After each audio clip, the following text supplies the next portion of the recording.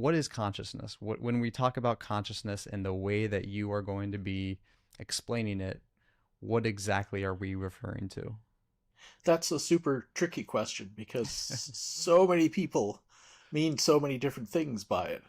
People listening to the podcast probably have their own concepts, and so one of the most common concepts, consciousness is everything in my mind at any moment. It's all the stuff swirling around in there. Another is consciousness is my sense of self, my understanding that I have a trajectory through time and that I'm an entity, a coherent person, an agent. And all of those are very common concepts. They're actually not what most scholars, philosophers, and scientists are studying, which is kind of interesting.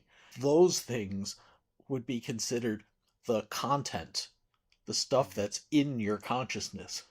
So, one of the ways that I've put it to make it super simple is that's like imagine you're carrying stuff in a bucket.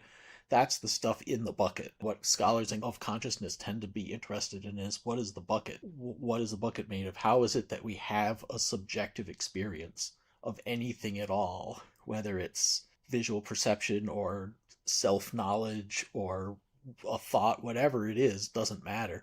Just how is it that a brain can produce a subjective experience? Why is it that we, scientifically, biologically, we think we're basically information processing machines housed in a big fleshy body?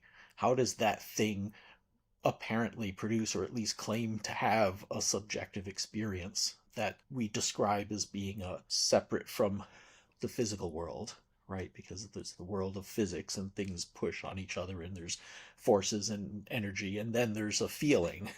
Like, what is that? Where does that come from? So, ever since really the 70s, a long time ago, like 50 years now, we're talking, people have been almost 50 years, people have been asking specifically, how does a brain end up with a subjective feel for anything at all? And that becomes the question of consciousness.